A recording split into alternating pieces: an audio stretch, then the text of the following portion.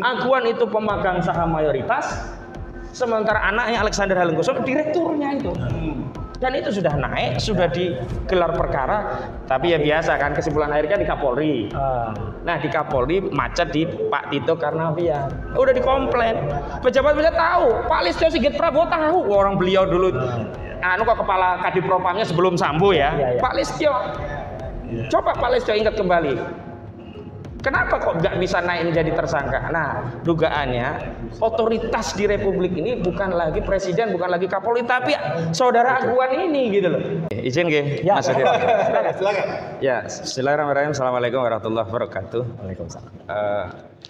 Agar tidak keluar dari kerangka bahwa kita ini ingin menyampaikan sesuatu bagi negeri ini, bagian dari kecintaan kita bagi negeri ini bukan hanya saat ini, tapi untuk generasi sesudahnya. Karena saya meyakini bahwa hakikatnya kita ini tidak sedang mewarisi negeri ini dari founding father kita ya.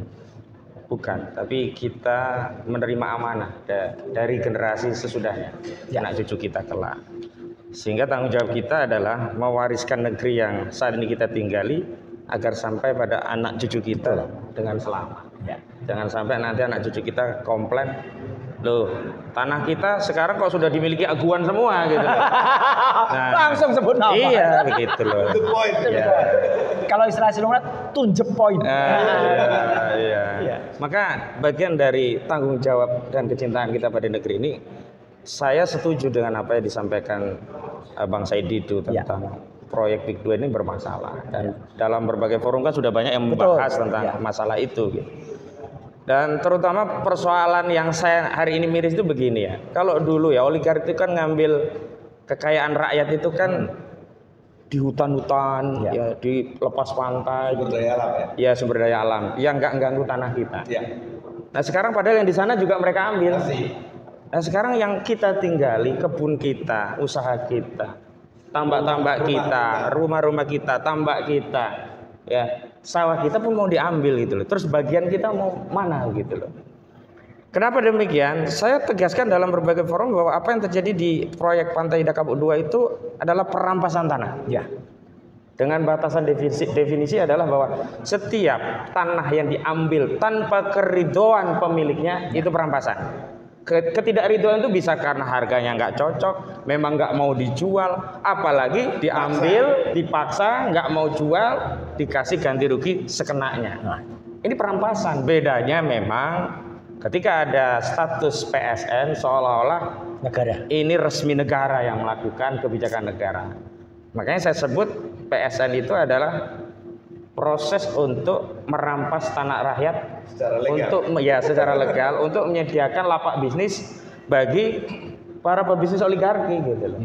Sekarang kalau kita bicara tentang manfaat, ya substansi dari PSN itu kan harusnya adalah manfaatnya adalah untuk masyarakat luas, bersifat strategik dan kepentingan nasional. Dalam proyek Pantai Indah Kapuk 2 itu tidak ada manfaat untuk rakyat, bahkan dirugikan rakyat. Dirugikan tanah yang harusnya pasaran 500.000 jadi 50.000 perak. Dirugikan harusnya mereka tetap ingin meninggali, harus pergi meninggalkan kampung halamannya dan nanti akan berubah menjadi kawasan yang sangat. Dan kabarnya dijual berlipat-lipat kali. Nah, itu kerugian finansial luar biasa lagi itu. Ini kita hanya baru bicara tentang kerugian langsung ya. Kerugian tak langsung karena potensi keuntungan masa depan dan sebagainya itu luar biasa. Tapi saya ingin mengulas juga ada kerugian negara selain kerugian yang dialami rakyat. Kerugian negara adalah yang pertama terkait otoritas. Ya. Ini saya mau tegaskan ya di media ini. Mudah-mudahan Pak Prabowo menyimak gitu. Pak Prabowo hari ini yang menjadi Presiden Republik Indonesia itu adalah Bapak Prabowo Subianto. Ya. Bukan Sugianto Kusuma atau Aguan. Bukan juga Antoni Salim. Bukan. Sehingga kebijakan yang berkaitan dengan otoritas kewenangan mengatur Republik ini jangan diserahkan pada oligarki atau jangan dirampas oligarki. Entitas PIK ini sudah wujud sebagai negara dalam pengertian apa? Semua aturan di sana sudah semaunya pemilik proyek ini. Contoh PSN-nya. Tidak ada unsur kepentingan nasional. Tiba-tiba dijadikan PSN. Pembebasan lahannya. Harusnya ini kan belanja lahan biasa. Kalau dia mau bikin perumahan nggak ada masalah. Kita banyak kok perusahaan bikin properti Berarti dia ya beli lahan sebagian, ajukan SIPPT, keluar SPPT, dia pembebasan, belanja lahan dengan cara baik. Bapak, sawahnya mau dijual tidak? Ya, daripada ditanami nggak maksimal, kami mau beli. Nah, itu ya, misalnya biasa 500 kami beli 1 juta. Setuju, cocok, nggak ada masalah. Tapi kalau orang tadi, mohon maaf saya nggak mau jual, walaupun 5 juta, 10 juta kami nggak jual karena ini ada sejarah loh mas. Ini ada amanah dari orang tua, ya nggak boleh digusur gitu. Tapi dengan PSN ini, ya oligarki Partai Indah Kapur 2 itu bisa membebaskan lahan dengan Undang-Undang Nomor 2 Tahun 2012 tentang pengadaan lahan tanah untuk kepentingan umum. Yang prosesnya tidak lagi ada negosiasi, cukup di garis mana yang mau dibebaskan. Setelah itu rakyat dipanggil, nih ganti ruginya sekian. Kalau nggak mau, kita titipkan di pengadilan konsistensi, silahkan bertaruh. Dan di sana Mas Roy, di sana itu nggak langsung ngambil. Di sana ada mafia lain yang seolah-olah dia pemegang berhak dari tanah itu. Beradu dengan pemegang yang berhak. Akhirnya apa? Terjadi mediasi, ngalah. Karena orang kecil ya daripada kita bertarung belum tentu menang. Mereka mengerahkan massa yang nggak jelas. Ya, akhirnya mereka ya sudah, walaupun nggak 50.000, 30.000 nggak apa-apa deh. Yang 20.000 diambil lagi mafia lagi. Nah ini yang terjadi pada proyek-proyek Pantai Indah Kapuk ini harus kita bela rakyat. Karena tadi ini berkaitan dengan masa depan bangsa dan negara. Bukan hanya orang-orang yang ada di Teluk Naga loh, di Kecamatan Teluk Naga Tangerang. Tidak gitu. Jadi ini yang selalu saya tegaskan kenapa kita penting melibatkan diri. Terlepas pastinya kalau saya bukan korban, saya nggak punya tanah 1 meter pun. Bang Said Didu masih punya tanah, saya nggak punya semeter pun gitu. Tapi bukan soal itu. Kenapa? Karena kalau kita bicara kedaulatan negara, maka ini sudah hal yang paling sensitif. Makanya kemarin waktu ada isu ya penataan ulang batas-batas wilayah yang dianggap klaimnya saling tumpang tindih antara laut Cina, orang Cina ya, negara Cina dengan kita. Saya protes, nggak ada kok, jaraknya Cina itu jauh kok. Perbatasan terjauh kita itu dengan lautnya orang India, nggak ada perbatasan kita yang bersinggungan dengan Cina itu. Kalau perjanjian itu dengan India, dengan Singapura masih agak masuk akal, walaupun tidak saya benarkan gitu. Nah balik lagi, ini kalau kedaulatan kita dirampas, dilepas pantai, kita nggak tega, nggak ridho sih, tapi kayaknya masih kita bisa maklumi. Kalau kedaulatan tanah kita dirampas di hutan-hutan, di tambang-tambang yang di tebing, di lembah-lembah, dilepas pantai, masih bisa lah. Nah sekarang yang dirampas itu di tempat yang kita tinggali, sumber penghidupan kita. Ini kerugian negara, otoritas negara dikemanakan. Yang kedua, kerugian keuangan negara. Ini KPK harusnya turun. Betul. Kalau kita transaksi, ya semeternya 500.000, berarti kan pajak yang masuk dihitung dari nilai transaksi per meter 500.000. Ya PPATP dan PPA katakanlah kumulasi 5%. 5% dari 500.000. Setidaknya berapa yang diperoleh negara? Setidaknya per meter itu 25.000. Lah ini jadi 50.000, cuman dapat 2.500 perak per meter.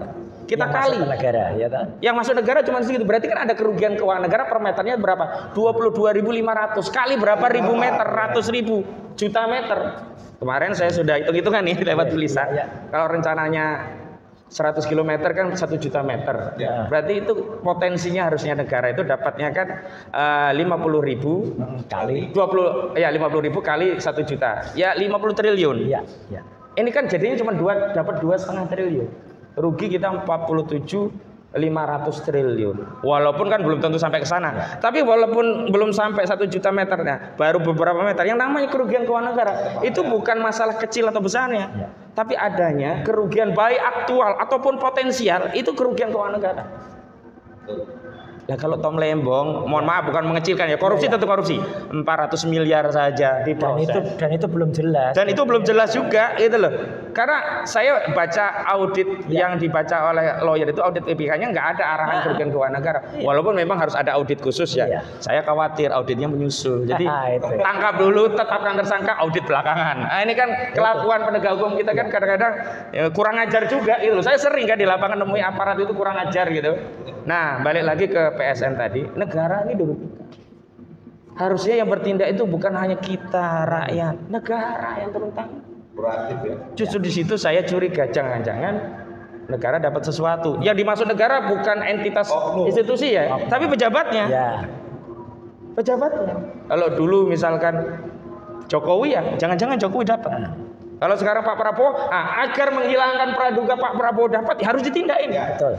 Ditindakin. Dan saya ada satu contoh kasus loh terkait aguan ini. Kenapa saya sebutkan yang berkuasa di negara ini bukan lagi presiden, saya katakan aguan. Kenapa? Kasus yang saya tangani namanya SK Budiarjo sama Nurlela. Itu dia tanah 1 hektar ya di Cengkareng diambil oleh entitas bisnis milik Agung Sedayu Group, namanya PT Sedayu Sejahtera Abadi. Dijadikan perumahan namanya Gold Lake Residence. Ya. Itu yang mereka persoalan cuma 1 giri dan itu tidak terbukti kalau itu palsu.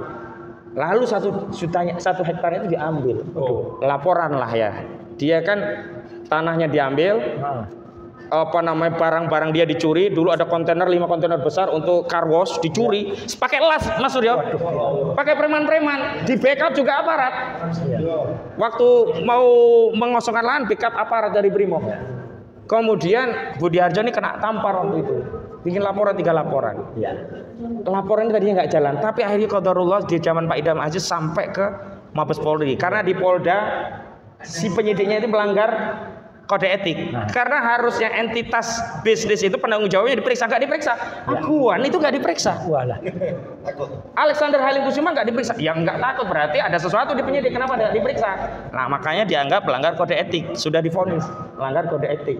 Kenapa di proses itu harusnya dia diperiksa, bahkan harusnya menjadi tersangka? Qadarullah. Biasanya itu kan oligarki kalau bikin bisnis itu ya ditaruh komisaris orang lain, ya. Iya, yang ditaruh pemegang saham orang lain. Atau, nah kayak kasus PIK ini yang suruh bertarung dengan rakyat nggak langsung paninya, yang belanja itu ada tuh orang lain, perusahaan-perusahaan perantara, entitas lain. Sehingga kalau mau bertarung nggak akan langsung sama aguan. Iya di kasus ini langsung aguan itu pemegang saham mayoritas, sementara anaknya Alexander Halim Kusuma direkturnya itu. Dan itu sudah naik, sudah digelar perkara, tapi ya biasa kan kesimpulan akhirnya di Kapolri. Nah di Kapolri macet di Pak Tito Karnavian. Udah dikomplain. Pejabat-pejabat tahu, Pak Listio Sigit Prabowo tahu, orang beliau dulu kepala Kadipropamnya sebelum Sambo ya. Pak Listio. Coba Pak Listio ingat kembali. Kenapa kok nggak bisa naik menjadi tersangka? Nah, dugaannya otoritas di Republik ini bukan lagi presiden, bukan lagi Kapolri, tapi saudara aguan ini gitu loh. Bahaya ini bagi Republik kita. Itu udah sekian tahun lalu ya. Nah, makanya kalaupun aparat penegak hukum nggak bisa nangkap aguan karena kasus PIK, walaupun ini sudah banyak dirugikan, tangkap saja dengan kasus Budiarjo dan Nurlela ini. Sudah pasti sudah gelar perkara, tinggal mau ditingkatkan atau enggak. Nah, tapi kalau niatnya mau dipeti es kan hanya digoreng-goreng untuk jadi ATM ya, saya nggak tahu kalau itu. Tapi yang jelas secara hukum itu yang terjadi. Jadi kembali closing saya, persoalan PIK 2 bukan hanya persoalan masyarakat yang ada di Banten. Apalagi kalau kita kaitkan dengan potensi ya kerugian spiritual karena kampung-kampung yang biasa sholat berjamaah, tadarus, ngaji, maulidan hilang semua. Jadi kan udah sampai ke sana belum? Benar. Itu kan benteng besar. Biasa, iya. Saya sempat cari itu kemana nih jalurnya, nggak bisa, eksklusif. Jadi yang dimaksud eksklusif itu bukan orang luar nggak bisa datang orang kaya lewat bandara, lewat akses utama. Tapi kampung sebelah itu nggak bisa masuk, itu yang disebut eksklusif. Dan ini dampaknya Pak, kalau hujan deras mereka aman, ada sanitasi saluran gede-gede. Sebelahnya ini kerusakan lingkungan juga gitu ya. Jadi tanggung jawab Agung Sedayu gitu. Iya. Tapi saya katakan jangan Agung Sedayu saja, jangan aguan saja. Karena dalam korporasi itu siapa yang mendapat manfaat dari korporasi dia yang harus ikut tanggung jawab.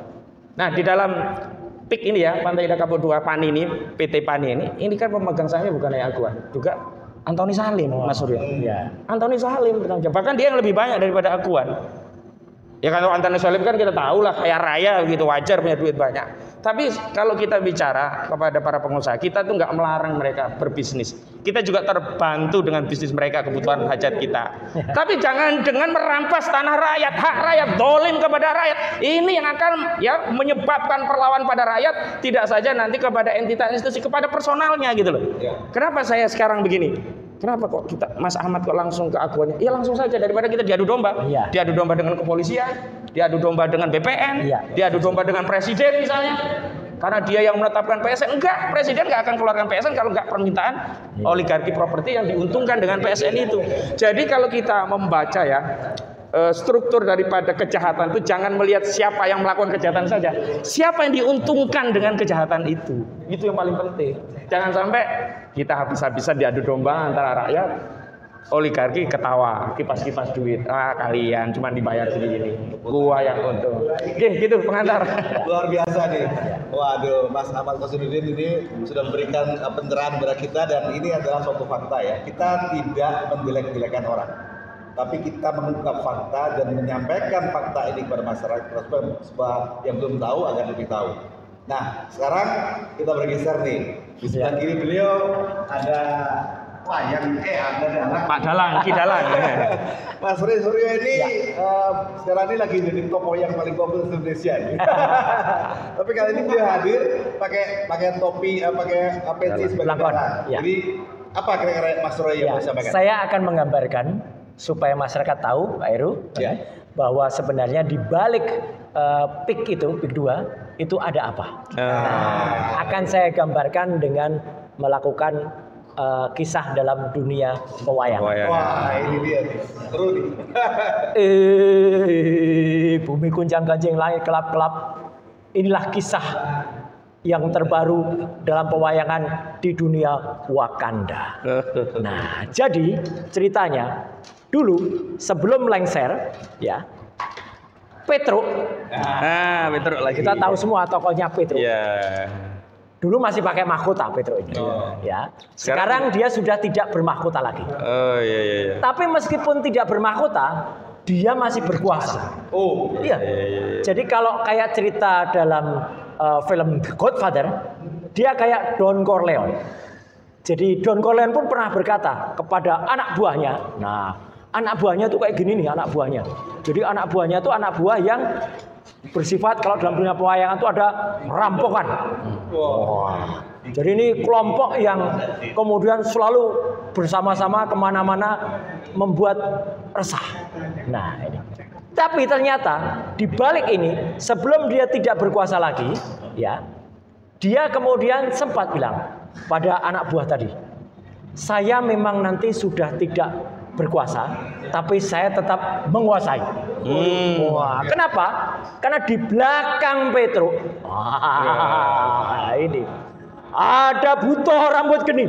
Artinya ada raksasa yang berambut api. Nah, inilah kalau orang kemudian menyebutnya sebagai oligarki. Ya.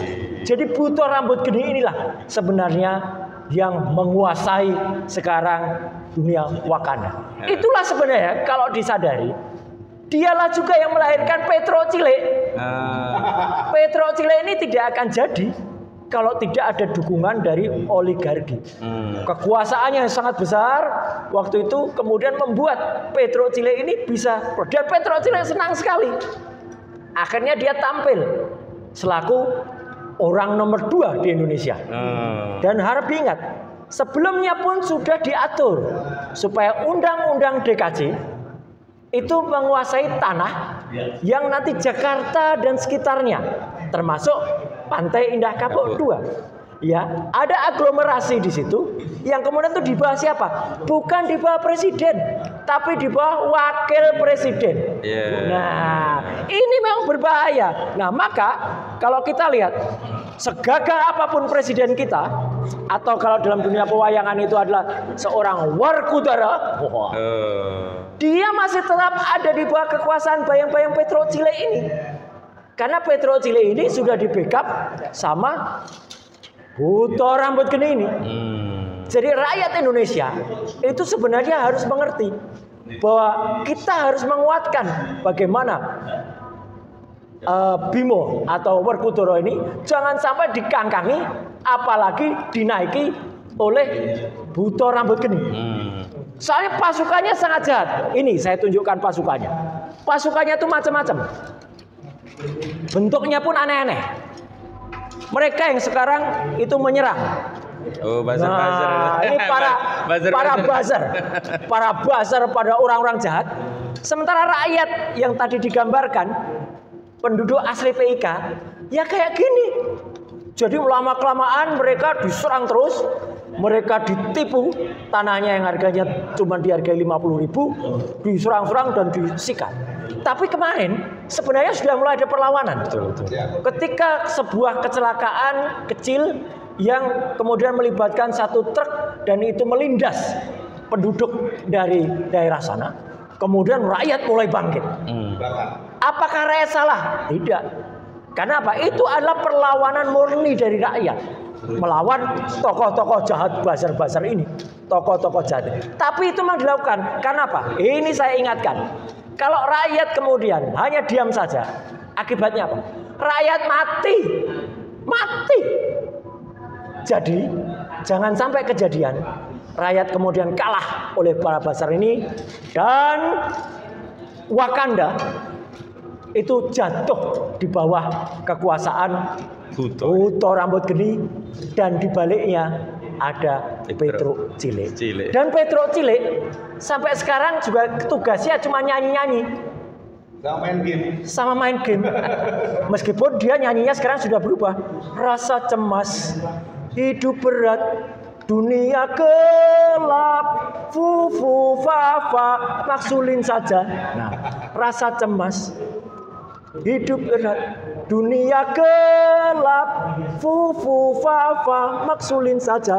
Umi kunjang anjing, langit gelap-gelap. Jadi sekali lagi, ini adalah kisah di dunia Wakanda. Dan kalau rakyat tidak hati-hati, maka yang terjadi adalah rakyat di dunia Wakanda akan menjadi mati. Tancap kayon, selesai. Luar biasa. Satu lagi. Dan di balik itu semua, ya, semua ini mengacu banyak produk-produk yang sekarang sudah juga dikuasai. Ketika kemarin Petro Cilik ini membagi-bagi susu, iya. Itu mbok ya dipikir harusnya susu yang dibagi itu susu yang dibuang di Boyolali itu. Susu yang dibuang oleh para petani peternak lembu yang terbang. Kenapa malah beli susu kotak? Susu kotak itu susu impor bahannya, dan dia adalah justru tidak kemudian menguntungkan kepada rakyat. Sama. Makanya nanti kalau nggak hati-hati, semua produk nasional akan berubah menjadi produk asing. Nah, inilah fufu fafa fried chicken. Terima kasih. Luar biasa. Jadi kita bertiga ya membahas kasus Olimpik 2 ini dengan berbagai versi, namun cukup menarik. Kenapa? Karena ini menjadi kita lebih tahu, lebih sadar, dan kita selayaknya untuk semakin waspada. Karena kalau hal ini kita biarkan, kalau kalian pikir bukan urusan saya, bukan saudara saya, tapi cepat atau lambat akan semuanya kena. Contoh lain apa? Di Rembang, kami sudah ke Rembang. Rembang itu luar biasa. Sampai sekarang mereka masih demo. Ya, karena mereka ini terus dipaksa untuk pindah segala macam. Jadi kasus-kasus ini seharusnya menjadi masukan juga buat para pejabat yang masih sadar. Ya, cobalah juga para anggota DPR yang kalian dulu saat pemilu minta suara rakyat, buktikan sekarang bahwa kalian memang ada manfaatnya. Baik, karena waktunya terbatas, saya ucapkan terima kasih atas kehadiran Mas Ahmad Kossirudin. Ya, sama-sama. Terima kasih Pak. Luar biasa ini berdua ini terus ya. Kita sekali lagi terus untuk mengingatkan bahwa negeri kita ini sedang tidak baik-baik saja. Dan UI selalu mengedepankan veritas, probitas, justisia, kebenaran, juga dan keadilan harus kita tegakkan. Terima kasih. Assalamualaikum warahmatullahi wabarakatuh. Waalaikumsalam warahmatullahi wabarakatuh.